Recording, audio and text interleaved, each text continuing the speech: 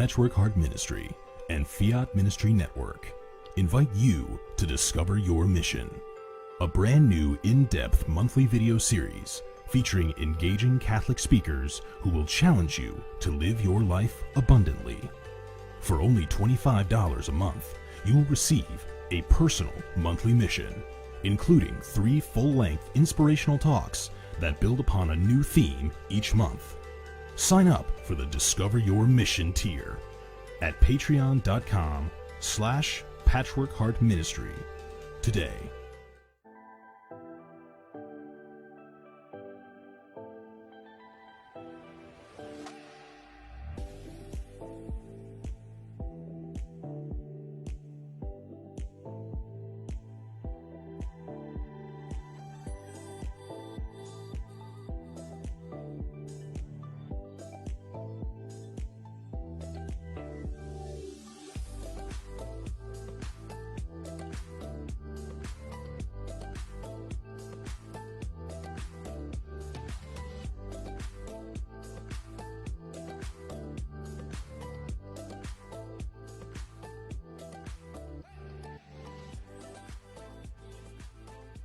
Fiat Ministry Network and Patchwork Heart Ministry present Journeys in Faith.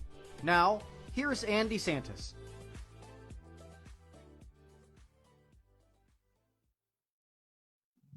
Hi, welcome here to Journeys in Faith here on this Friday evening. My name is Anne DeSantis. It's great to be here with you. And I have an amazing guest, as I do so many weeks. And this guest is actually a good friend, too. So excited for you to meet Emily Whiting.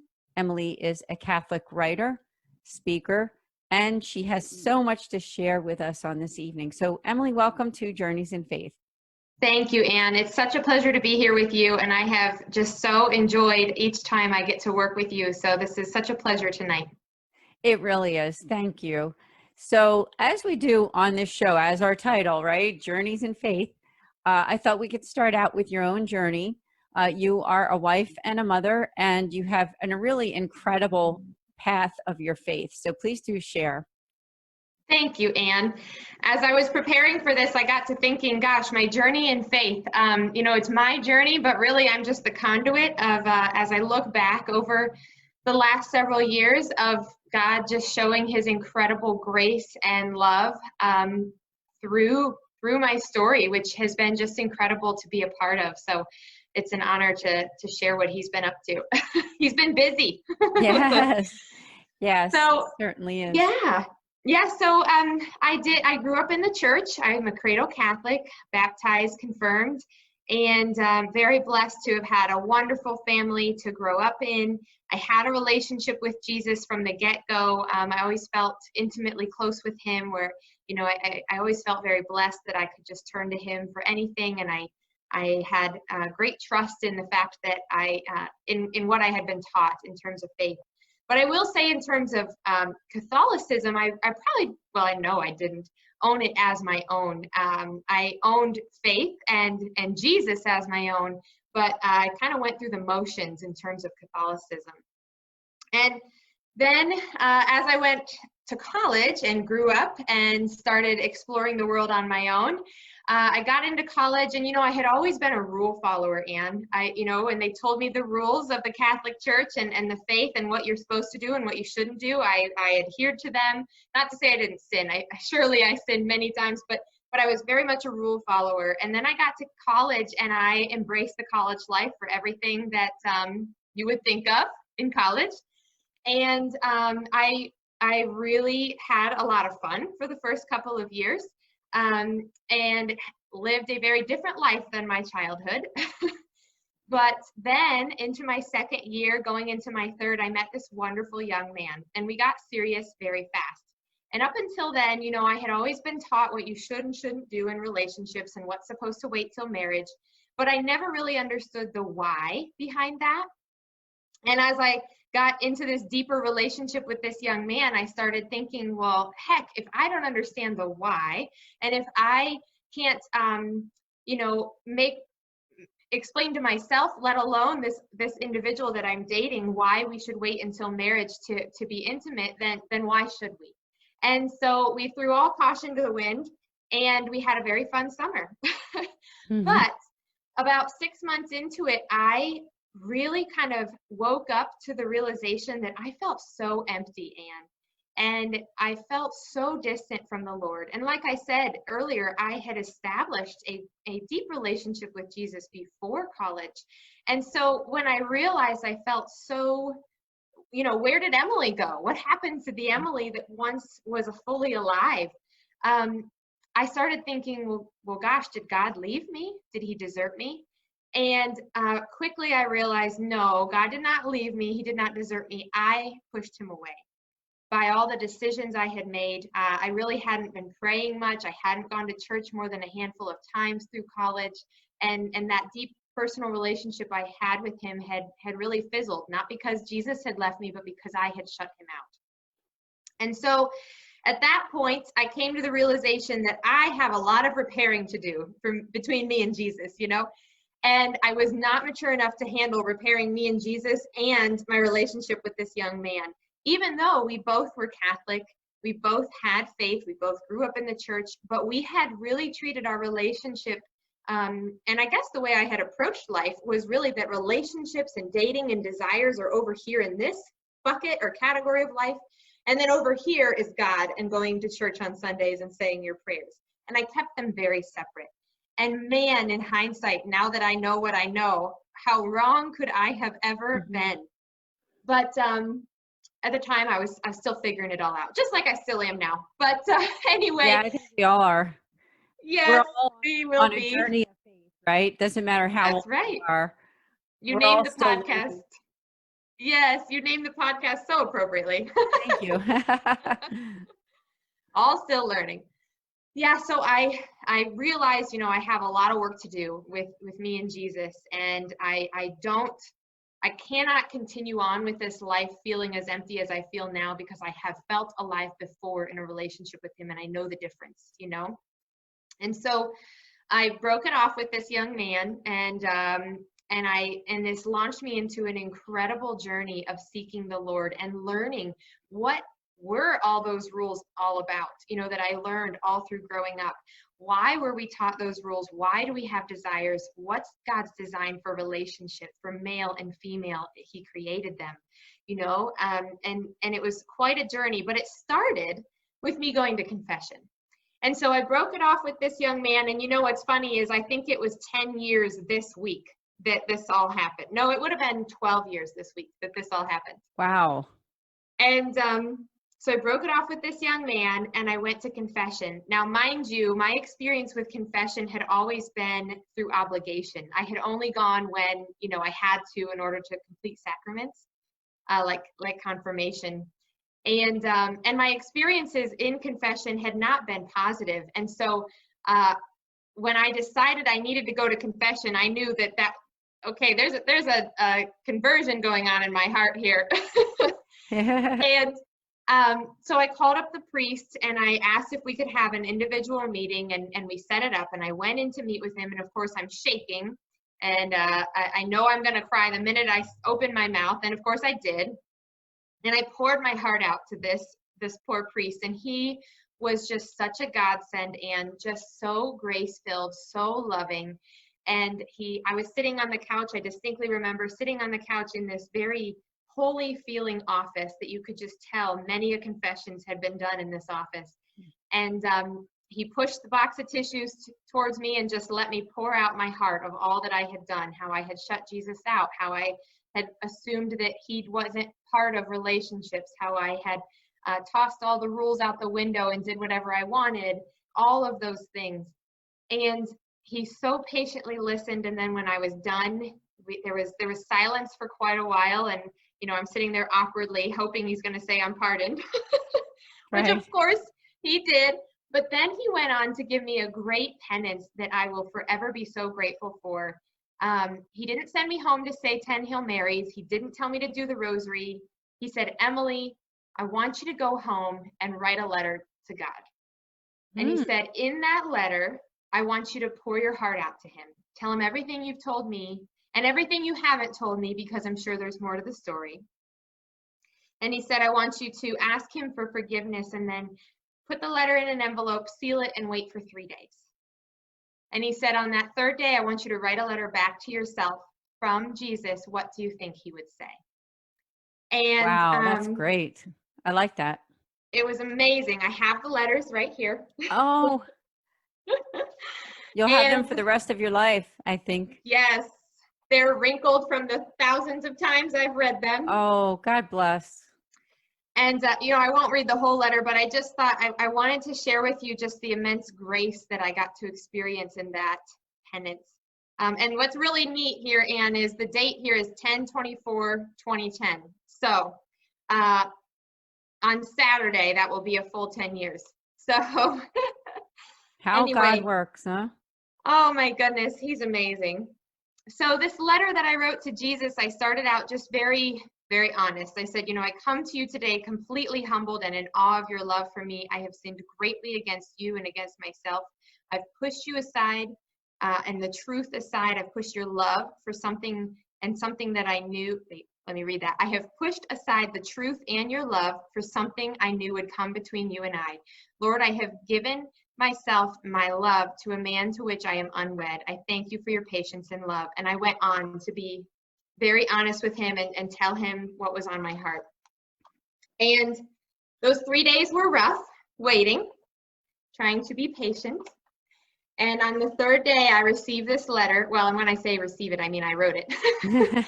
But I very much, I've been asked in many of my talks that I do in my ministry, do I believe that this was Holy Spirit infused or inspired? And the answer is a wholehearted yes.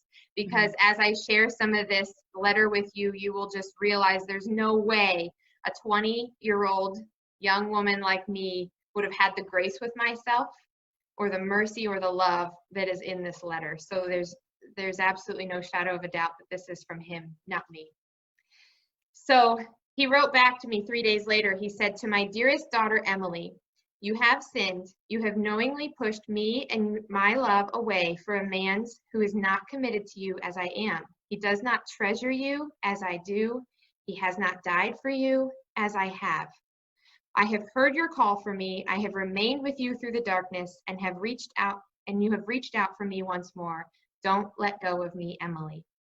He goes on a little later in the letter to say, your sin is fully forgiven, and tomorrow I will not remember its mere existence. Go into the world and serve my people, love my people, but most of all, love me. That is And beautiful. Just Thank incredible. you for sharing your heart. It takes a special person on something like a Facebook Live or a podcast, right? To share their heart in that way. And I think a lot of people need to hear that vulnerability that you have with God, because that's what God offers to all of us, isn't it? I mean, he offers himself and says he already knows our heart. He knows what's happened in the past. He knows what we did or what other people did to us. Yes. So when you hear that letter or those letters, the one from you and then the one from him, it's just very touching in a deep way, not just touching in sort of a everyday kind of, oh, well, that was nice. So I commend you for sharing your heart with us on the show. Thank you, Anne. It's been quite a journey, and my hope in sharing my heart is that it draws those listening, your hearts, closer to Christ too. In no way is ever sharing our journey supposed to be about us. It's to share the love of Christ, and I hope and pray that as I share the love he's poured on me, it helps those who are listening to know that they have that same love is available to them as well. So it's quite an honor and a privilege and a very humbling thing that God has asked me to share this. I'll tell you, I would never have shared this if God hadn't told me I needed to. Wow. I know you have a deep prayer life too, because I shared at the beginning that not only are you a former guest on different shows that I've done, but we have developed a friendship, and that's a real blessing for me. So I'm grateful to you that we've become friends and be able to communicate and share our prayer intentions So when you find a person like Emily in your life, whoever you are watching or listening, don't let them go because And you're a when you gem. find someone like Anne. Thank you so much. So that's beautiful, in your story so far. I know there's a lot more because as your story develops, of course you got married and have a family. So please do share about that too, because we'd love to hear. Thank you, Anne. Yes, yes. And before I keep going, I just wanted to say I couldn't agree more. When you find a great friend that has deep faith, hold on to them. So I don't plan on letting you go, Anne.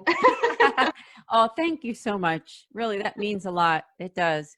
Because I think for those Absolutely. who are on this show with us, listening or watching, that sometimes in life, people do come and go in your life. So that's the value, I think, when you find a person you can share your journey in faith, right? Yes. When you share your journey in faith, you've got that commonality of your relationship with God in common.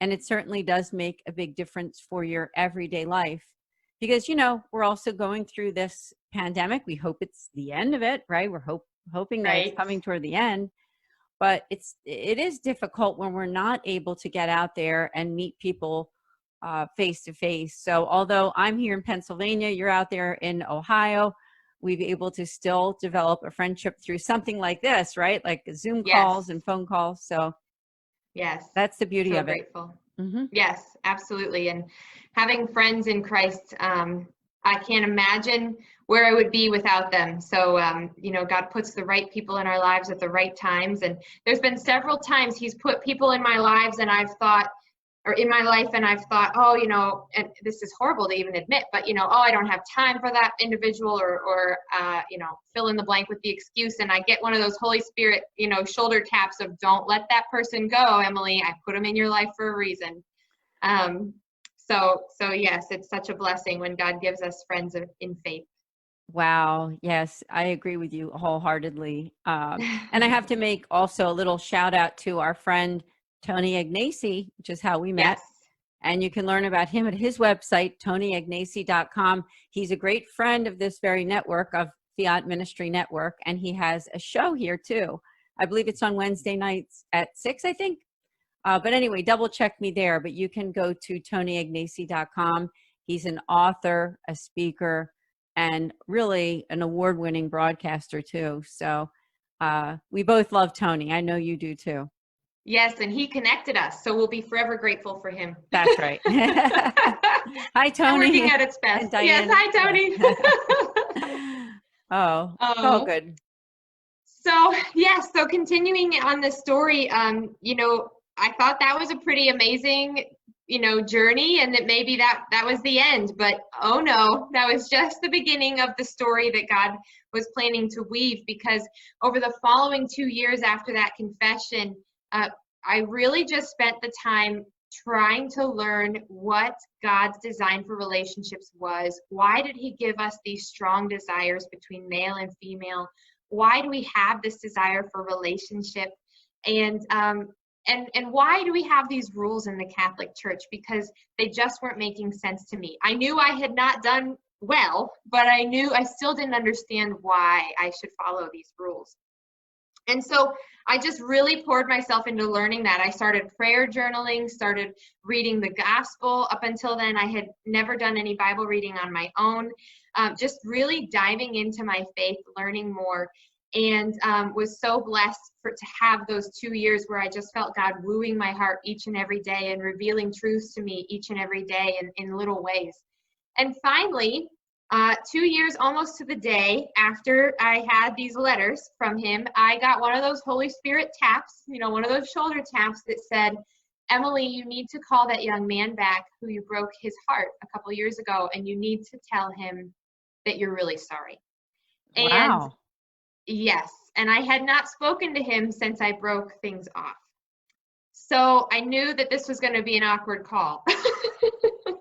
And so, but when the Holy Spirit tells you to do something, you do it. So I pick up the phone and I called him, and I told him, I'm really sorry for how I handled things. I was not mature enough to handle my relationship with God and you at the same time, and I should have handled it better. And he, had a long silence, and then he said, "You know what, Emily, can I call you back? I really need to think about that." And, I thought that was a respectable response. So, Mhm. sure, absolutely. He was surprised by the call, I think. I think caught off guard, absolutely. Yeah. So 3 days later, there's something about 3 days that he called me back, and we ended up talking for a couple of hours, just catching up on what had happened in our lives over the last couple of years.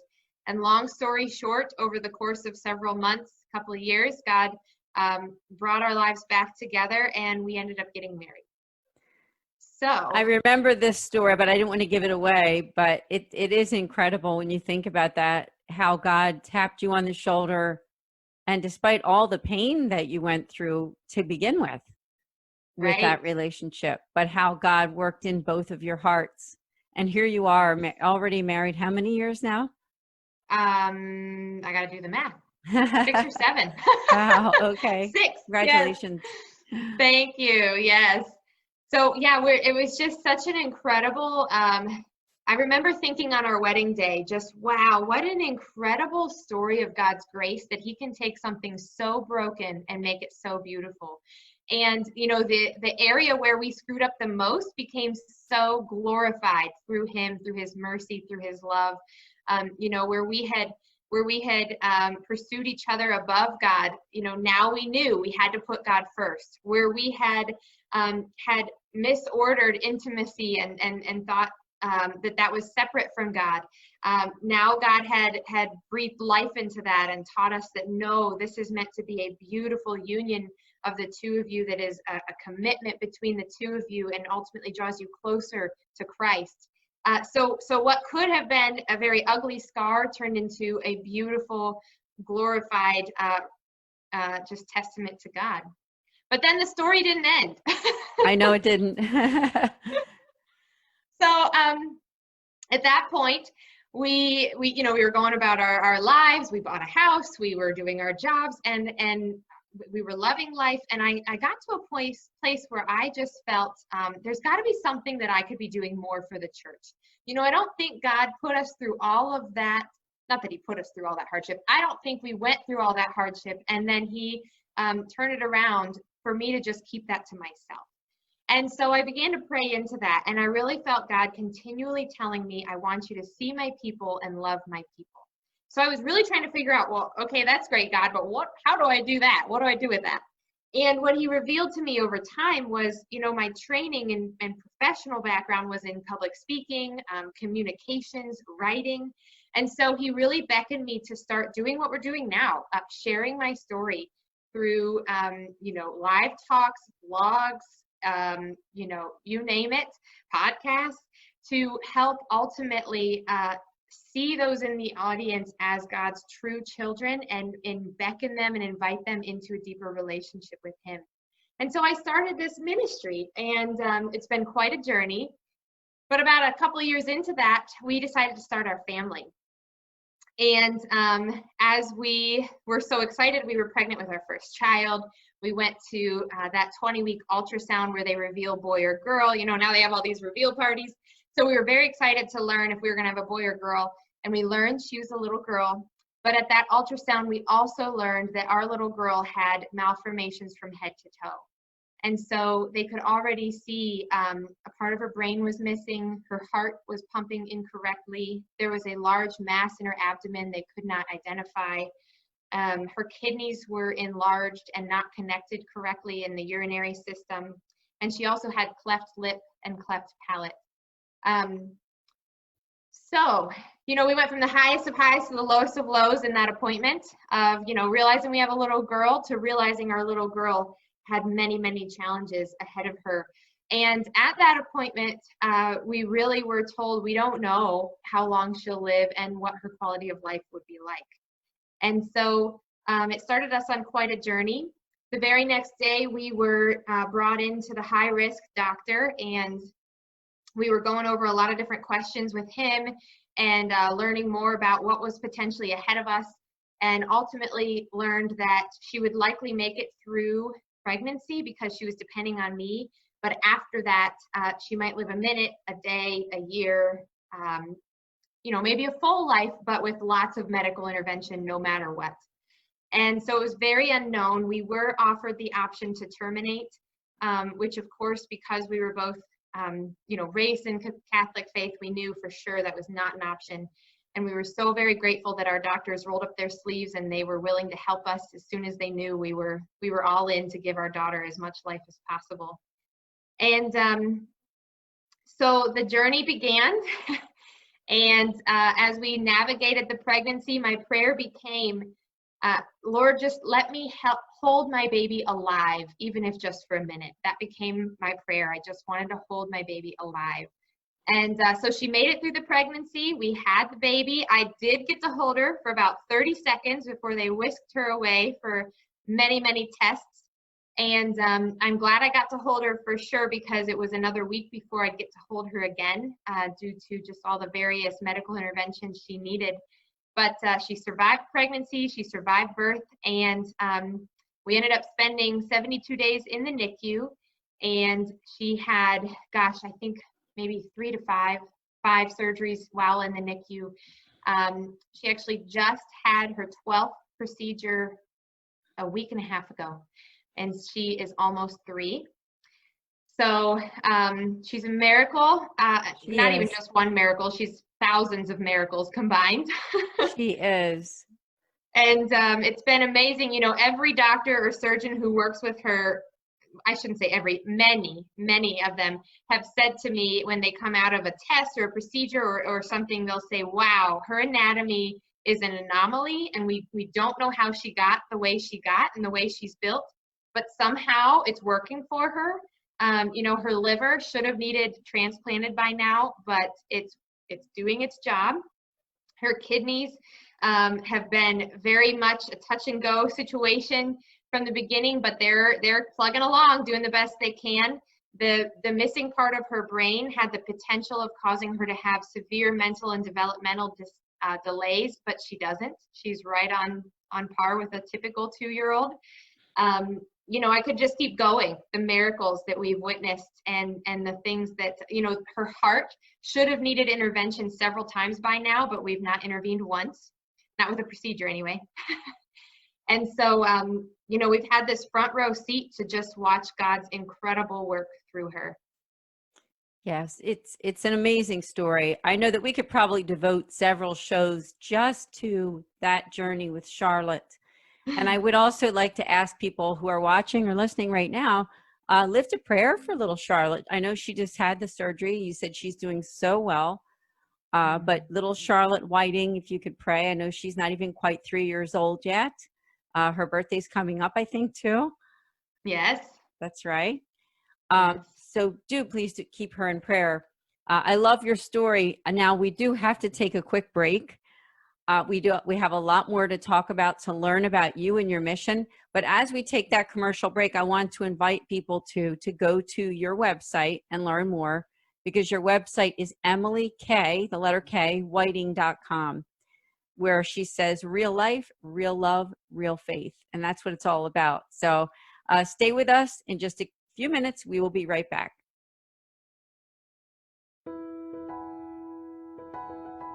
Hi, my name is Anne DeSantis, and I'm the director for the St. Raymond Nonatus Foundation for Freedom, Family, and Faith. You can learn about us on our website at nonatus.org. I'm here to tell you today about 2 great podcasts that I hope that you will tune in. The first Tuesday of every month at 8 o'clock, we have a podcast specifically for Catholics affected by divorce. From 8 to 9 p.m. Eastern, go to Philly Nonatus on YouTube to subscribe. In addition, we also have a podcast the last Thursday of every month. That's also at 8 o'clock Eastern Time for 1 hour. And that one is for families in crisis. We have some really great guests coming up soon, so hope to see you then. Please also consider the fact that you can make spiritual direction appointments with us, with our spiritual moderator. All you need to do is go to our website on the contact form and just reach out to us. We'd be happy to hear from you and look forward to setting up an appointment. So we'd love to connect with you. Please share this video and let people know that we're there for families affected by divorce and also families in crisis. Thank you.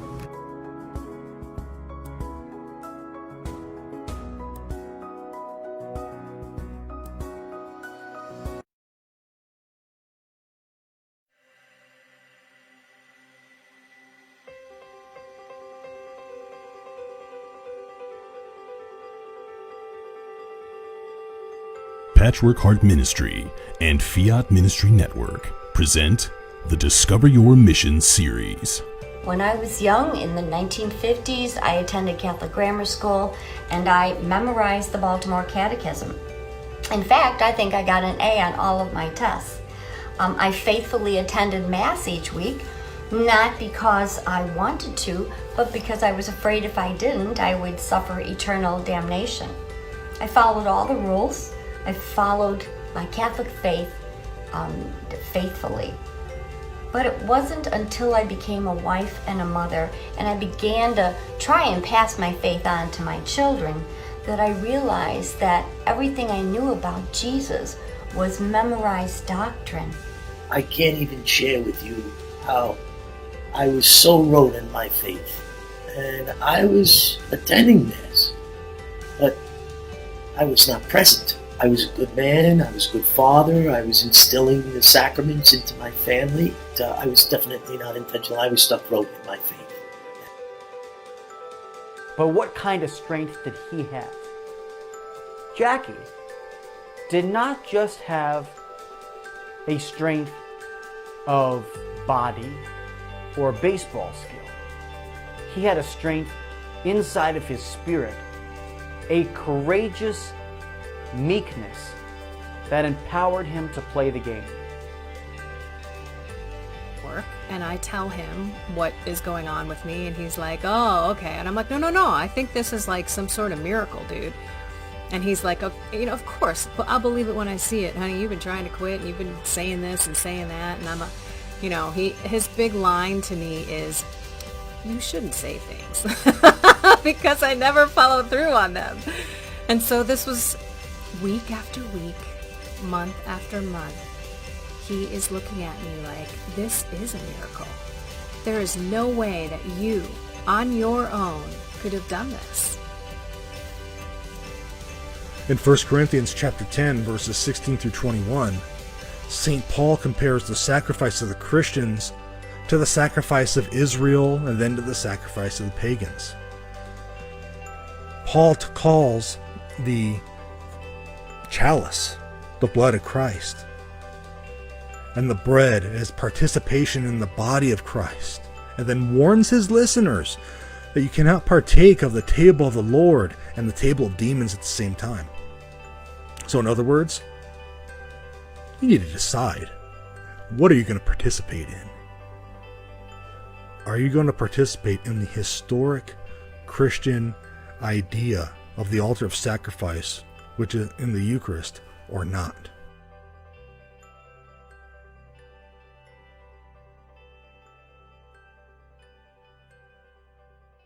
Hi, welcome back to Journeys in Faith here on Fiat Ministry Network. If you haven't done so yet, please do like this page here on Facebook and share it with your friends, because as I said at the beginning, we have an amazing guest. Today we have Emily K. Whiting, and I told you that her website is emilykWhiting.com. She is a mother, a wife, a Catholic author, and a speaker. She is really an amazing person and a good friend of mine too. We talked a lot about that during the first half, that we're very blessed to have become friends too. So yes, we are. That's right. And right before the break, we were talking about your daughter, Charlotte, little Charlotte, who is not quite 3 years old and was born with several different, malformations, I think is what you said, from the beginning of her conception, and has had about 12 different surgeries. But God has really gotten you and your family through, and Charlotte, right? Charlotte herself has had to bear all the different procedures and surgeries that she has had since the time she was born. Yes. So you're an encouragement Yes. for moms and dads who have children that have special needs. I invite them to I hope so. reach out to you. I hope so. Yes. Yeah. As this journey has unfolded with Charlotte, I paused all things ministry for the duration of our NICU stay, and for the first few months as we were in and out of the hospital and in and out of surgeries every few weeks. And then when we got to a stable place, I went onto my website and kind of announced to my audience that, hey, I'm back to speaking and writing. obviously on a very part-time basis in between medical needs. And if anybody's looking for a speaker to come in and talk about relationships and the value of our bodies and Jesus's design for relationships, let me know. And it was so neat, Anne, because I got an overwhelming response, but they did not ask to hear the talks that I was offering. They wanted to know about the journey with Charlotte. That's what they wanted. Okay. Yes. And so, it kind of caused me to step back and pray a little bit of, okay, God, I didn't think that's what you called me to ministry for. So what do you want here? And he kind of revealed to me of yeah, I mean, I didn't give you this journey with Charlotte to keep to yourself, just like he didn't give me this journey of learning about relationships to keep it to myself. And so I began to infuse a lot of what we had been learning with Charlotte into my talks. And so now I have a kind of a library of 8 different talks. And what's really neat is they are all rooted in the truths of theology of the body. At first I thought, well, gosh, the topic of Charlotte and navigating medical needs and having children with medical needs is very different than the topic of relationships and navigating that world. But what God really revealed to me is no, they're not that different, Emily. They're both rooted in the truths of theology of the body. And for those who are listening who don't know what theology of the body is, it's a series of talks delivered by Pope John Paul II when he was Pope. And what's so neat is that this Thursday of this week was his feast day. So just so many ironies that this podcast is happening this week, Anne. That's right. Yeah, October 22nd. Yes. It is a special day. I've been seeing it all over social media, pictures of John Paul II. And what a blessing that he's been to all of us. And now we can intercede to him, right? I mean, as a saint. And I know that theology of the body is so close to your own heart. And for people who are watching this or listening, Emily does that. So if your church or organization wants someone to come out and talk about theology of the body, she's really the perfect person to do it. And I know you can do that online too, correct? You Absolutely. can do an online presentation where you talk about it. Absolutely. Yeah, and for those who are listening, if you maybe haven't heard of theology of the body, the kind of the thesis statement for what it is the fact that our bodies, and only our bodies, make visible the invisible mystery of God, and that is his love. Our bodies transfer into the visible reality of the world, the invisible reality of God, right? And so as you unpack the truth of that statement, it really lends itself to the fact that Charlotte's story and the story of relationship and the truths that come out of both of those are deeply rooted in the fact that our bodies make visible the invisible love of God, that we are created in his image and in his likeness. And as you can see, I get very passionate about it. I know you do. And there's some really good books on it too. Yes.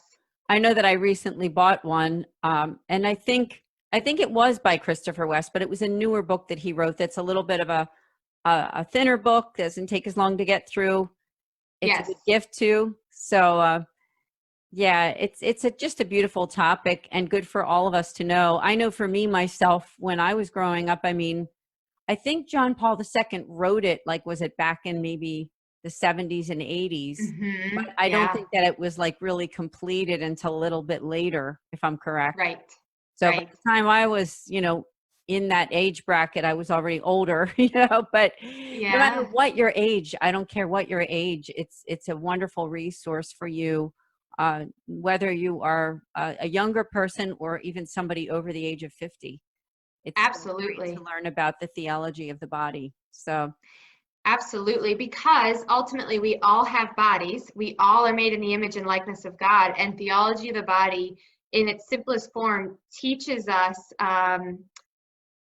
God's heart, because it teaches us to read the language of our bodies, and because our bodies make visible the invisible love of God.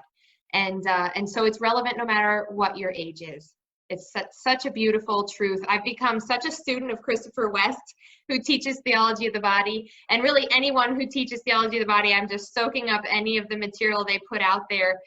Started going to the Institute to learn more, hoping to get certified. And it's been neat because as I shared my story, a lot of what I learned, the truths of theology of the body, I learned them the hard way, and I learned them kind of through living them. And then as I started this ministry, people kept asking me, well, have you learned about theology of the body? And I'd say, I don't even know what that is.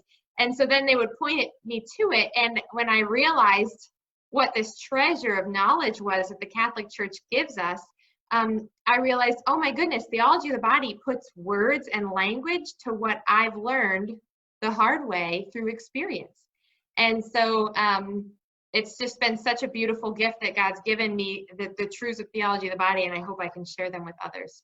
Yes, I do too. And I think that it's really the perfect time for you who are watching, if you are involved in church ministry. We have a lot of religious and priests and others who work for diocese and archdiocese who watch Journeys in Faith. Do get in touch with Emily at emilykWhiting.com. She is in Ohio, but if you do an online conference, it doesn't matter where you're from. So absolutely. And when COVID's over, I'll come to you. Hey, that sounds good. That sounds good. Why not? Yeah, so much to talk about. Now, I thought we could kind of go back to Charlotte because, as you said, you weren't sure that God would lead you in this direction to ministering to people who have children who have some kind of medical issue or special need. So what happened next with Charlotte? So she's now almost 3 years old. She's been through her 12th surgery. And God has really taught you so much about your faith. He's taught you so much about dealing with doctors, dealing with family, neighbors who ask questions, or other people who want to know what's going on. So what have you learned about yourself? What have you learned about dealing with her medical issue and being the best mom, right? Because that's such a big part of it, is you have little Charlotte who is still this toddler and isn't maybe fully aware of all that's really happening to her or within the family. Yeah. Yes, it's been quite a journey. And, the whole journey has drawn me so much closer to Mother Mary because I've gotten to witness firsthand in a very small way what it's like to watch your child suffer and to not be able to do anything about it. And of course, I haven't watched my son be nailed to a cross like she did, and I just can't even fathom. But as I watch her go through surgery after surgery, and the simple things like pulling a Band-Aid off that hurts a little 2-year-old, and poking her with IVs, and giving her meds that don't taste good, that make you throw up, and doing heart echoes every other month, and all these things that just are not pleasant for a little child, let alone an adult. It's just really drawn my heart to Mary and helped me realize what a selfless love she has for not only Jesus, but all of us. So that's a little bit of a tangent. No, it's fine. I just wanted to share that, that she is here with us in all of our trials, and that she is such a light of example of being there with us in our challenges. She was there with Jesus, and she's there with all of us. So, but yes, so I've learned a lot about navigating having a child with medical diagnoses, and it's probably relevant even to those who maybe you don't have a child with medical diagnoses, but you're taking care of a parent who has needs, or maybe you have an adult child with needs. All of us have experiences, I'm sure, where we've had to be caregivers for others, and so hopefully some things that I share are helpful no matter what stage of life you're in or what your experience is. But the one thing that comes to mind is I think it's very common for us to maybe struggle with navigating the many emotions that come when you are navigating medical needs. I remember when we first discovered this diagnosis about Charlotte, I would feel sad for the loss of the healthy child I had expected. And then I'd feel horribly guilty about feeling sad about the loss of a healthy child, because it made me feel like I loved my unhealthy child less. And what I realized over the course of several months as we navigated the pregnancy was that the fact that I mourned the loss of a healthy child did not mean I loved my unhealthy child any less. In fact, it meant I loved her all that much more, because I wished for her nothing but the best. And so I share that with you because if you are mourning the loss of the health of a loved one, or any other array of emotions that we have when we're navigating medical needs, to have grace with yourself. It's okay to have all those feelings, and to take those to Christ and let him just breathe his life into them. It's easy for us to feel ashamed about our emotions, to maybe you feel angry at God. Heaven knows there's plenty of times where I've felt like, God, what is going on? How could you let this happen to my poor little daughter? And what I've learned is to take those emotions to Christ and lay them at his feet, be raw and real with him, because he can handle them. And if we try to hide them from him, it distances us from him. So the first thing is just that all those array of emotions are very normal, and to take them to Christ, because he wants to hear about them. He wants to be there for you. And the more we can invite him into our pain, the more he can help. Yeah, and you demonstrated that during the first half of the show when you showed those 2 letters. And if people are just hopping on this show in the middle, Emily read a letter that she wrote to God, and then she had another letter 3 days later where God answered her prayer. And you wrote the letter, but it was God's words that he gave you in your heart to yourself. Yes. And that was how God worked in your own life. So I just think that was incredible. And also, just to mention, when you talk about all of the people who have children that might be older, there's also people who might be watching that you yourself have some kind of a physical or maybe even a psychological disability. And I think our culture is just coming to a point where we're realizing that people who have some kind of depression or anxiety disorders or other things too, that they can be very physical. So we also want you to know that we care. And some of what Emily is saying can apply, I think, to the person who's going through something, whether it be some kind of an ailment, physical, psychological, or even some life change, right? Sometimes it's just a very big life change that has happened, that has shaken your world, right? And shaken your faith, because that's what it did to you. I know that when you found out about that diagnosis, the several diagnoses from Charlotte, it was a shock to you and your husband at first. And now, but it's strengthened you every time when you talk to the doctor. I know, just because you and I are friends, and when you have these appointments, as difficult as it is, I think your faith is getting stronger, because you're seeing how God is helping you to be able to bear being the mother and being strong, and your husband to be strong for Charlotte and for the rest of the family, right? Yes, which is such a great segue into just my other thought that, I don't know if other people do this, I would assume, but I know I question my ability to navigate this, to be the mom that Charlotte needs, to be the mom that I have another child, Liam, who does not have those medical needs. And so to try to be the mom for him that he needs while trying to deal with this other child who has all these special needs as well.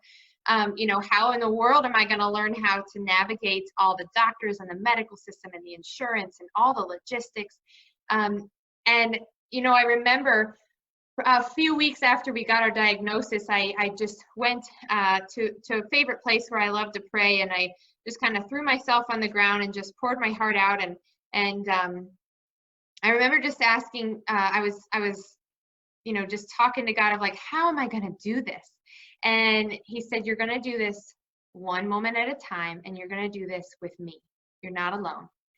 And it was such a profound moment, so beautiful, just helped me come to my senses that I'm not alone in this. There's an army of saints behind me.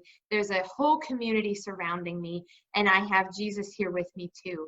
And so if you're out there questioning your ability, whether it's to navigate your own diagnoses or someone else's in your life, you're right. You're probably not capable on your own, but the beautiful thing is you're not on your own. Heaven knows I'm not capable on my own. My goodness. I remember one time, it was probably a week after Charlotte was born, and it was after her first surgery. And I remember just praying to God. The one night I snuck away to take a quick shower, probably the first I had had in a week.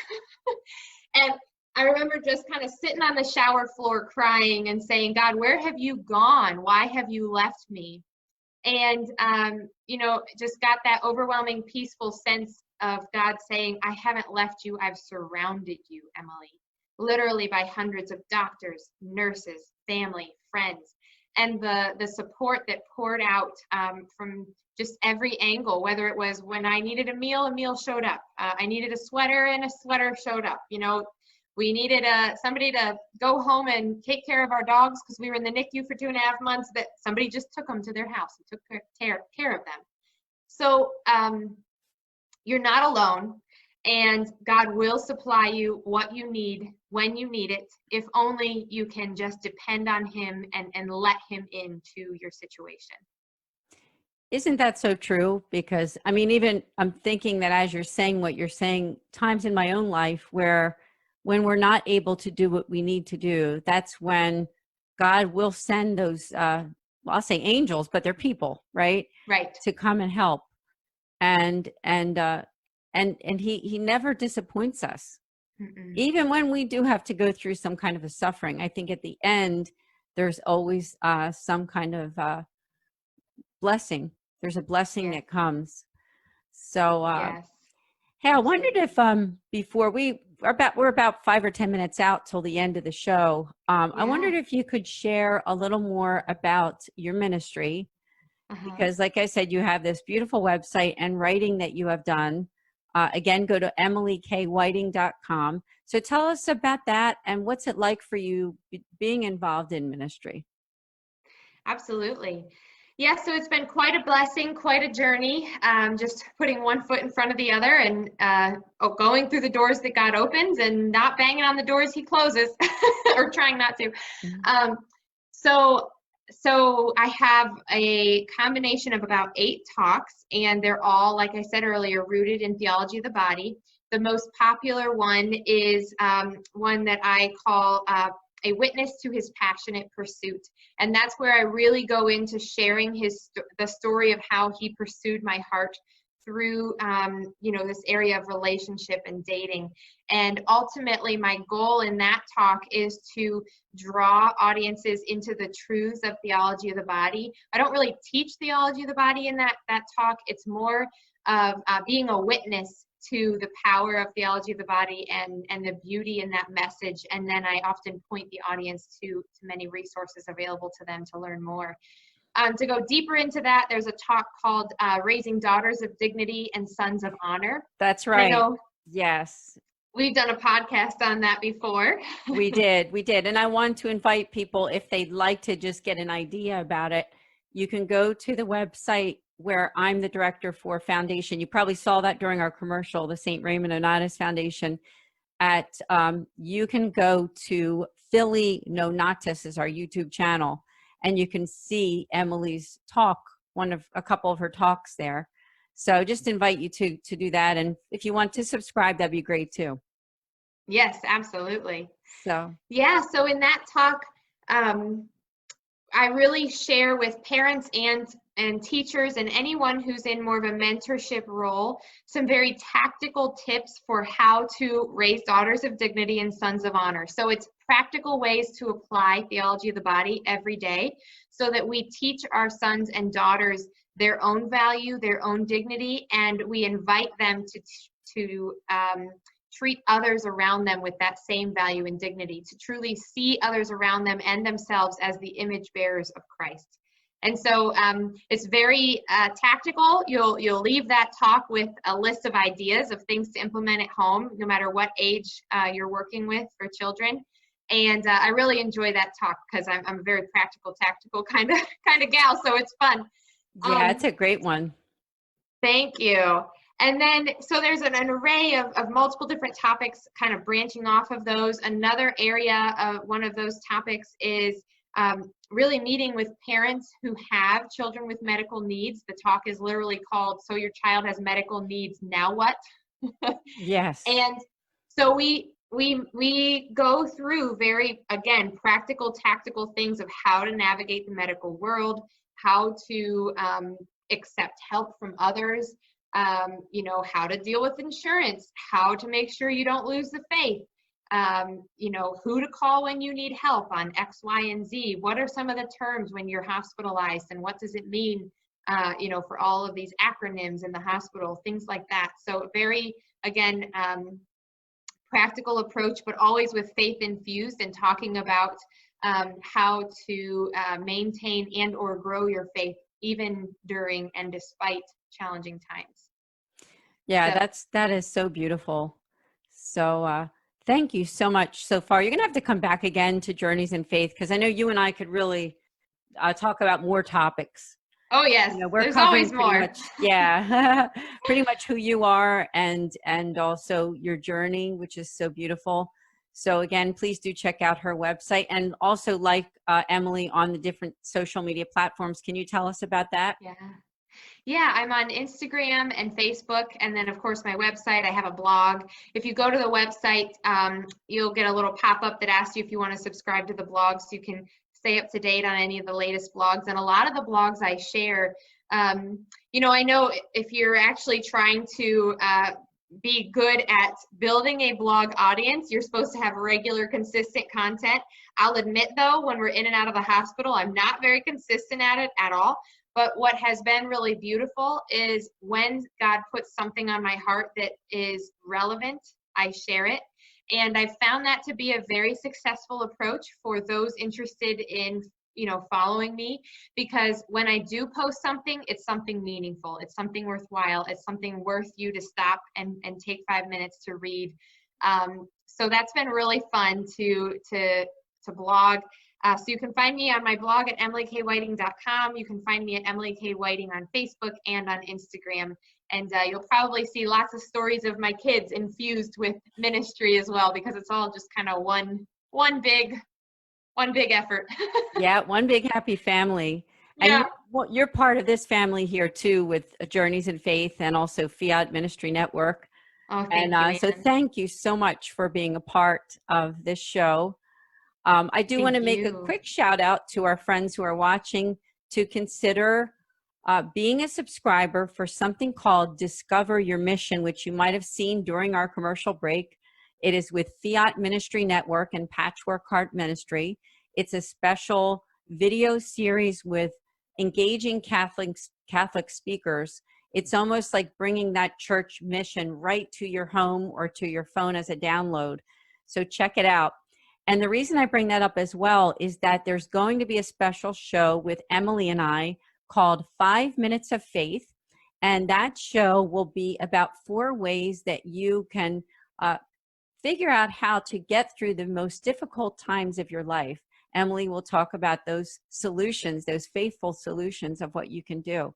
So all you'll need to do is to go to patreon.com/patchworkheartministry and look for 5 Minutes of Faith. So again, Emily, thank you so much for joining us. Thank you, Anne. It was such a pleasure to spend this evening with you, and I'm so grateful and flattered and humbled by the opportunity to be here with all of you listeners tonight. God bless you, Emily, my friend, and I will see you next time. And to everyone who's watching and listening, I'll see you next Friday night at 8:30 p.m. Eastern here on Journeys in Faith. God bless. God bless.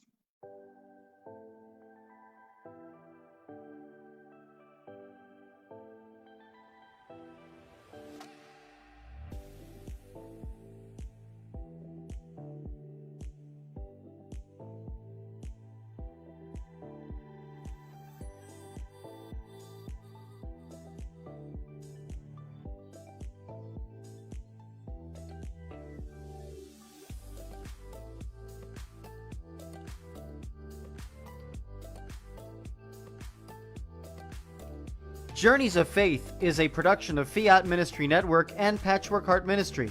For more information about Journeys of Faith, email info@fiatministrynetwork.tv. And be sure to friend, follow, and like us on social media. Just search Journeys in Faith with Anne DeSantis.